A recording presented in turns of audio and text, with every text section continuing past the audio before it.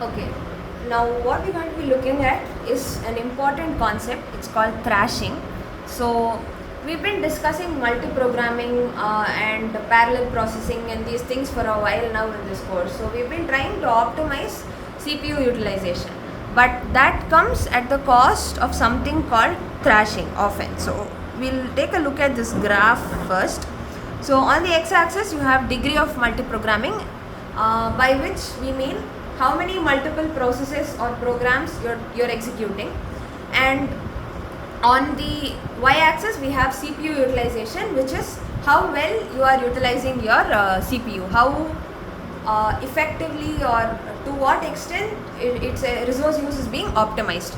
So you see, initially up to a point, as your multi-programming increases, the CPU utilization increases. As in, the more and more I try to do multiple things in parallel, the better I am using my CPU. If I have 5 processors, if I give each of them one task, instead of P1 alone doing a task and the other 4 remaining idle, if I am doing like multiple tasks, my CPU is being utilized more effectively up to a point, well and good. But after that, degree of multi-programming is increasing, whereas CPU utilization is decreasing. As in, beyond a point, if I am going to give my CPU too many tasks, the effectiveness is actually reducing. So this is analogous to human beings also, right?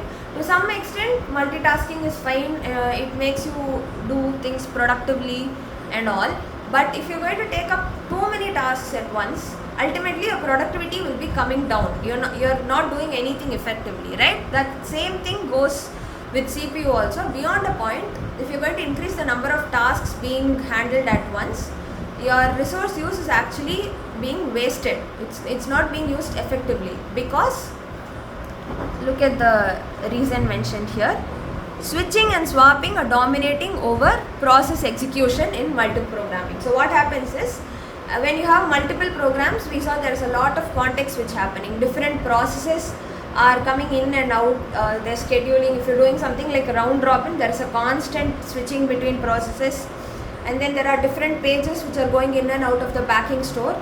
So if you're putting too many processes onto your CPU at once, then all the time and all the energy is going to be used in the context switch itself. So actual execution is very less. So such a situation is called thrashing.